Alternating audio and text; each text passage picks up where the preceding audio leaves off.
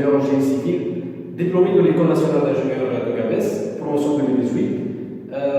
Aujourd'hui, je vais vous présenter le cours de base de béton armé, un cours qui va introduire toutes les notions de base, une grande introduction sur le domaine d'application du béton armé.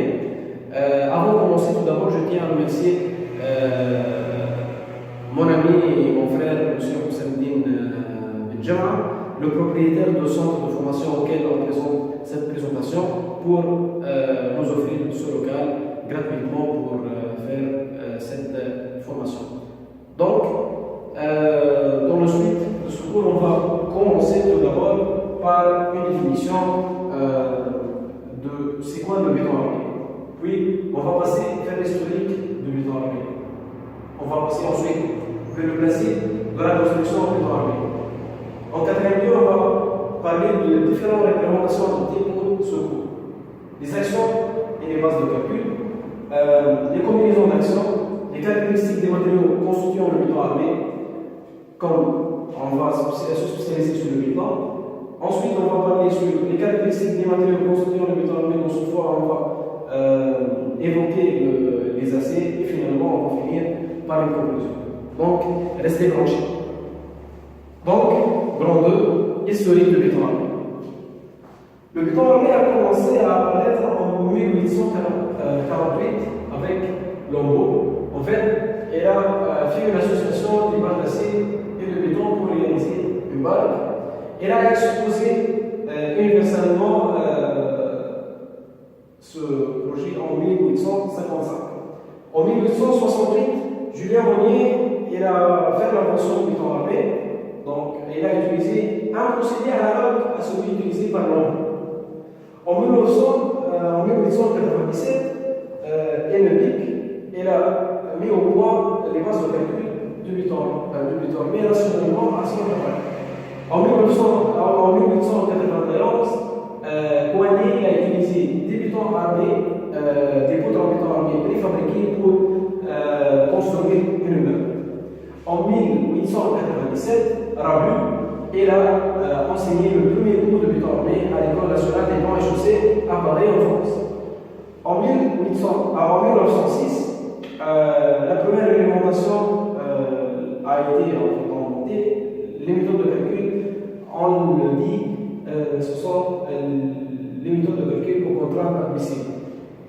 Finalement, le circulaire de 1906, qui sert pour la réglementation du béton armé, il a été remplacé par le béton armé 45, le béton armé 60, le béton armé 68, et à partir de l'année 80, on a introduit un nouveau base de calcul qui va introduire les deux termes suivants, EL, EL. En fait, c'est quoi EL?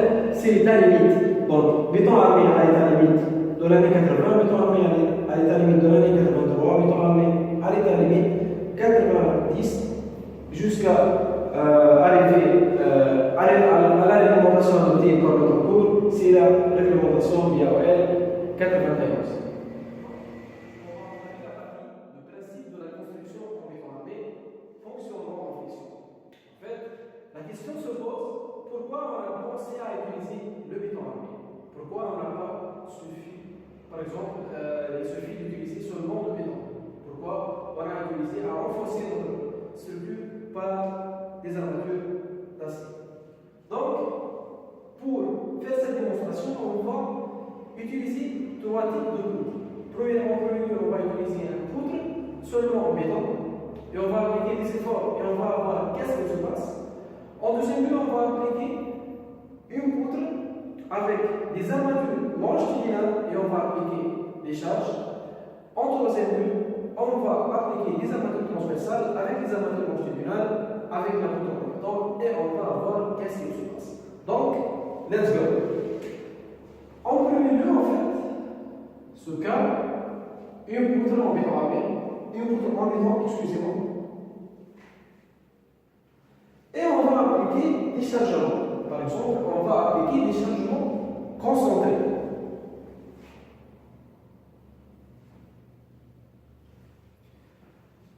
Après l'application du chargement, on va avoir le comportement suivant. En fait, à partir du moment vont s'apparaître dans la partie centrale de la poutre. Et après le chargement, après un certain temps, on va avoir comme ça. En fait, la poutre, elle va avoir une grande fissure dans ce cas. Dans cette partie, une grande fissure avec une ouverture très grande.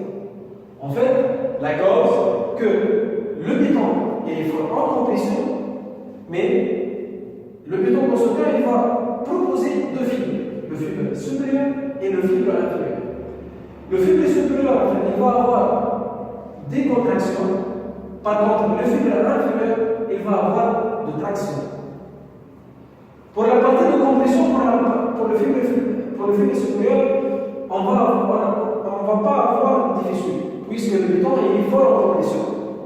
Par contre, pour la partie inférieure, puisque le béton est faible en traction, donc, puisque la traction elle va augmenter, donc des fissures ils vont s'apparaître, et surtout dans la partie centrale, on va avoir une grande fissure. Donc, en fait, il faut savoir que la résistance de compression de béton, elle est 10 fois plus grande par rapport à la résistance de traction.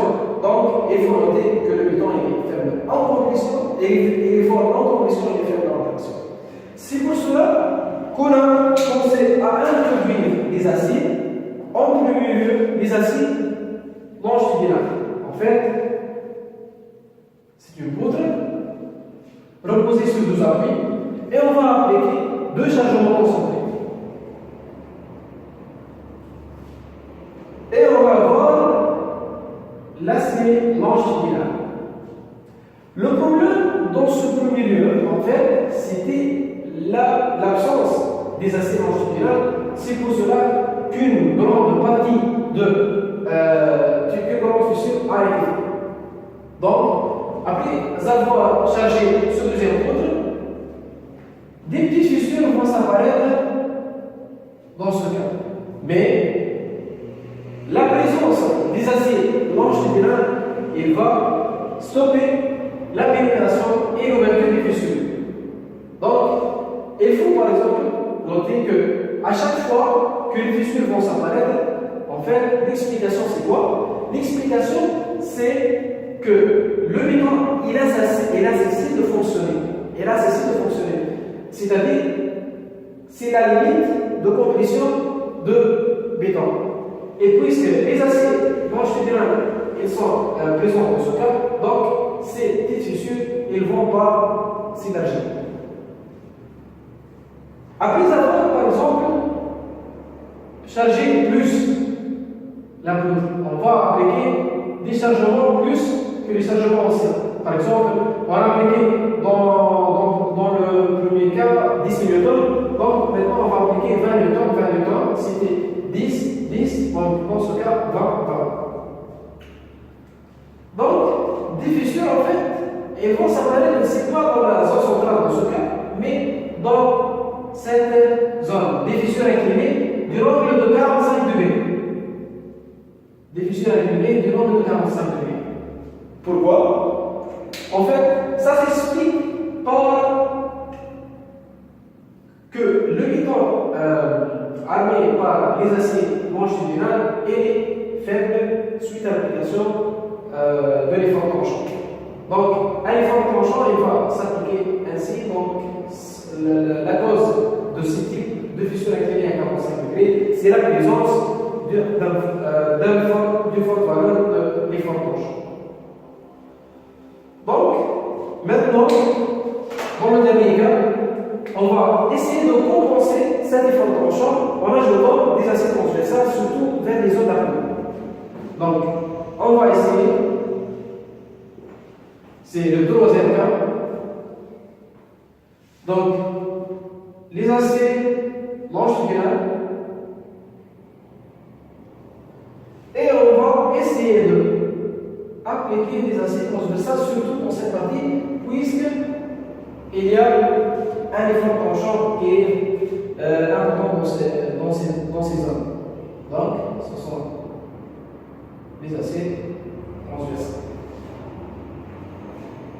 Dans ce cas, après avoir appliqué les chargements, que ce soit les chargements forts ou les chargements faibles, on ne va pas avoir des fusions inclinées de ce cas. Et donc, on peut dire que notre poutre de béton armé avec de béton, des aciers longitudinaux et des aciers transversaux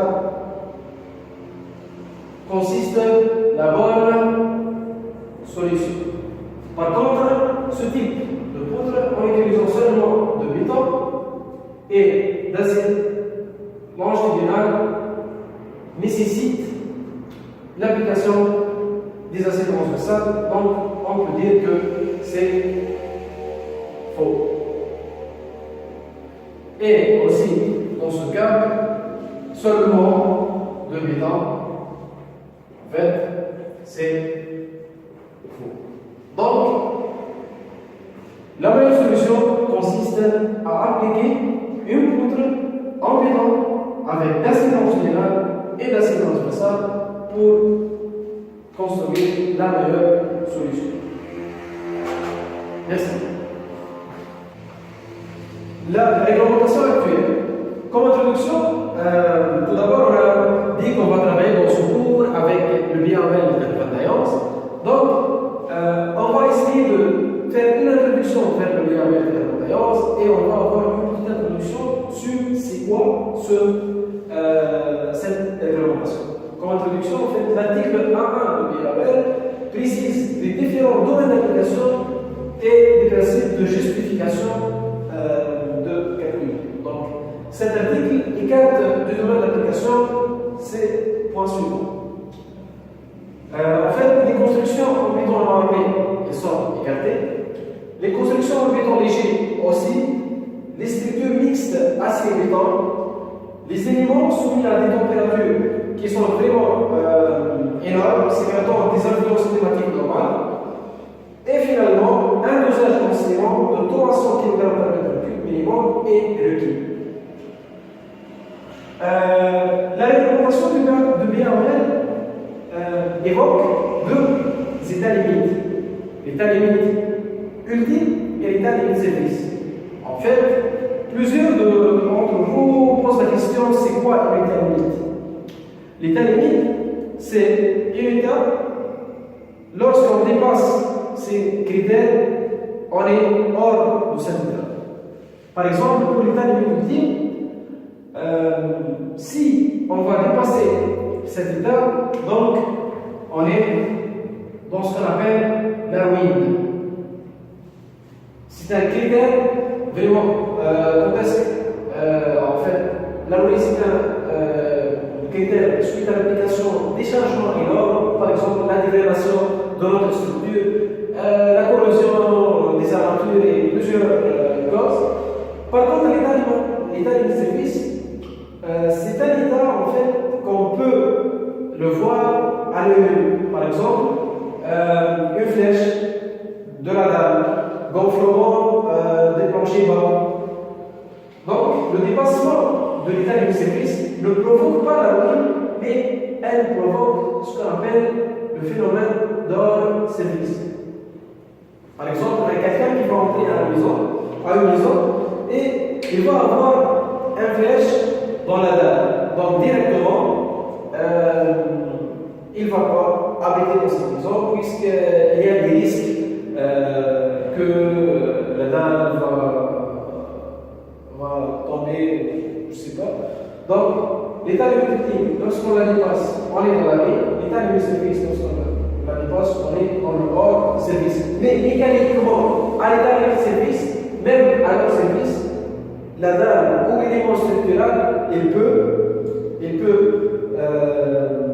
recevoir ces changements. Par contre, à l'état limite ultime, dès qu'on dépasse cet état, on est dans la ruine. Donc, c'est ça la différence entre l'état limite ultime et l'état limite service. L'une, la ruine, l'autre, leur service. Leur service, c'est pas la ruine. Et hors service, mécaniquement, on peut dire qu'elle peut aussi supporter le chargement. On passe maintenant vers les actions et les bases de calcul. On commence par les définitions. Les actions, d'où ils proviennent. Les actions ils peuvent provenir des forces, des couples de forces, des déformations opposées comme les dilatations, tassement d'appui et le retrait. Les actions ont des natures différentes. En fin de compte, on a les actions permanentes, ou comme on appelle en anglais, the dead load, les actions variables, the life load. Quelle est la différence entre les deux types d'actions? Les actions permanentes, généralement notées par G, en fait, elles sont amenées par le poids propre de la structure, par exemple, le poids des autres éléments comme les cloisons, le revêtement de plancher, les équipements qui sont toujours fixes, et dans d'autres cas, par exemple, pour un sous-sol, les poussées de terre, les sous-pressions d'eau qui sont dues aux nappes phréatiques. Par contre, pour les actions variables, ce qu'on appelle aussi le life load, ce sont des actions qui ne sont pas toujours fixes. En fait, il y a une variation dans le cycle de ces actions. Par exemple, on a les charges d'exploitation, comme les meubles, comme par exemple un lit, une table, chaise, ce qu'on appelle aussi armoire. Aussi, par contre, aussi un exemple pour l'automobile, pour un garage, lorsque l'automobile entre et sort, donc il y a un cycle de va-et-vient pour le changement, pour les actions de type variable.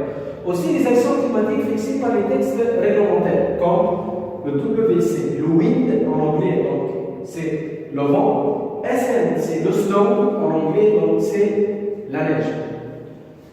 Les charges armées en cours d'exécution, comme les équipements de chantier, par exemple, on voit quelques types d'erreurs dans les chantiers, par exemple, on a des dalles, par exemple, et lorsque le chantier est en cours d'exécution, on va avoir des quantités de briques ou des tas de sable. La première question qu'on doit poser, est-ce que ces quantités, ces chargements, est-ce que la dalle, est-ce qu'elle tient compte de ces chargements ou pas? Si elle tient compte, donc c'est bon. Si elle ne tient pas compte d'une charge supplémentaire, comme par exemple un tas de sable sur une plancher de dalle pour un bâtiment d'exécution, donc c'est ça, dans ce cas, on a un problème.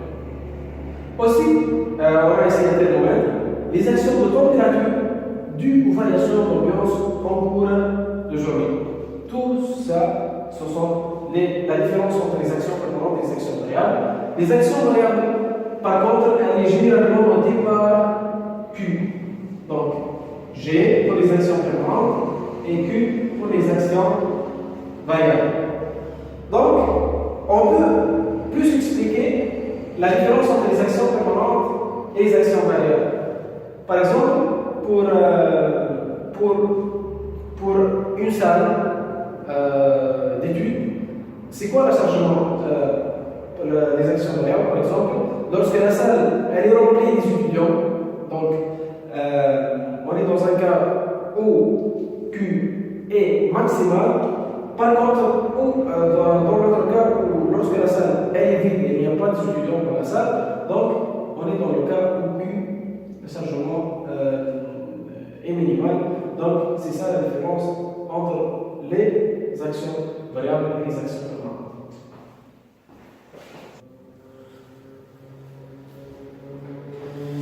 On va parler maintenant sur les différentes combinaisons d'actions. Les combinaisons d'actions, en fait, ça dépend des situations qu'une construction va connaître. Nous allons être obligés de superposer les différents effets de plusieurs actions. Pour cela, pour faire cette superposition, on va appliquer deux conditions de supériorité partielle. On va essayer de superposer les différents effets dus aux sollicitations, de déterminer là où les combinaisons qui engendrent les sollicitations les plus défavorables vers chaque élément de la structure. On utilisera les combinaisons avec des rotations suivantes. On a la rotation de Gmax. En fait, Gmax, c'est l'ensemble des actions permanentes défavorables défavorable qui nuit à la santé de la structure. J', c'est l'ensemble des actions. C'est pas défavorable, mais maintenant c'est le contraire, c'est l'ensemble des actions favorables dans le sens de stabilité de la structure. Q1, c'est les actions variables de base et QI, c'est les actions d'accompagnement. On va voir un exemple et on va essayer d'expliquer c'est quoi le J-max et le J-min. On a un nœud de soutènement avec un onglet, c'est le rideau de la planche.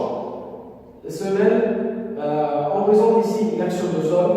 Donc on a deux actions qui sont essentielles pour la détermination du J-max et J-min dans cet exemple.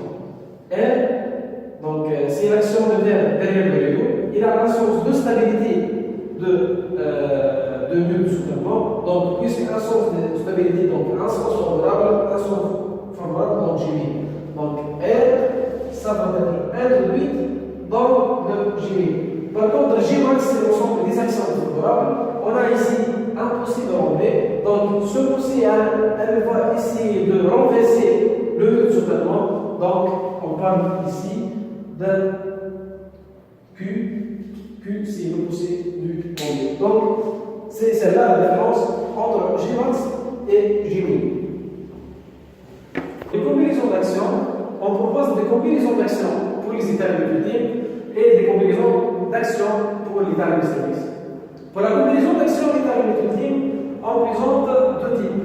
Les combinaisons fondamentales qui sont en train de s'effectuer et les combinaisons accidentelles lors de l'application d'une force accidentelle. Pour les combinaisons fondamentales, la combinaison d'action proposée est de la forme suivante: 1,5 G-max plus G', qui consiste le permanent, plus gamma Q1 plus la somme allant de I jusqu'à N de 1,3 gamma 0 I fois QI, qui consiste en l'ensemble des chargements variables. Gamma Q1 en forme 30, elle est égale à 1,5 ou 1,35. Pour le cas général, on prend gamma Q1 est égal à 1,5. Pour l'autre cas où gamma Q1 est égal à 1,5, c'est pour le cas où on traite les températures. Ce n'est pas la température ambiante, mais les températures qui sont un peu différentes, comme la température de four ou les températures des autres milieux plus supérieures que la température ambiante. Aussi pour le charge d'exploitation de type convoi militaire et les charges exceptionnelles, aussi pour le type de bâtiment agricole, pour les animaux et sans présence humaine permanente. En fin de compte, tout ce type de chargement pour le cas de la 2025, ce ne sont pas des charges externes, parce que pour cela, on ne veut pas avoir des coefficients de sécurité très grands. Par contre, pour le cas général, on ne sait pas est-ce que ces chargements sont nuisants à la santé de la structure, donc on va élever le coefficient de majoration ou le coefficient de sécurité jusqu'à 1,5. Maintenant, gamma 0i, ce sont des données en annexe des articles D1, 1.3 et D1.2.3 du DRL pour ceux qui sont vraiment curieux à propos de l'application de ce coefficient dans le cas des combinaisons fondamentales pour l'état multiplié. Maintenant, pour le combinaison accidentelle.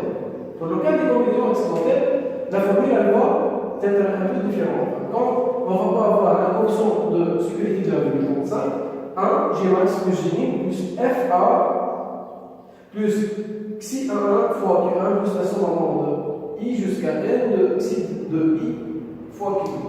En fait, FA c'est la valeur de l'action accidentelle, Xi11 et Xi de I, ce sont les disponibles dans l'annexe D d'article D1.3 et D1.2.3, mais généralement on ne prend pas compte de ces types de coefficients dans les combinaisons accidentelles de l'état multiplié. Maintenant, l'état limite service, on va prendre seulement une seule combinaison qui se propose, qui est la combinaison là. Donc S est égal à G-max plus G' plus Q1 plus la somme de I jusqu'à N de 6 I fois QI.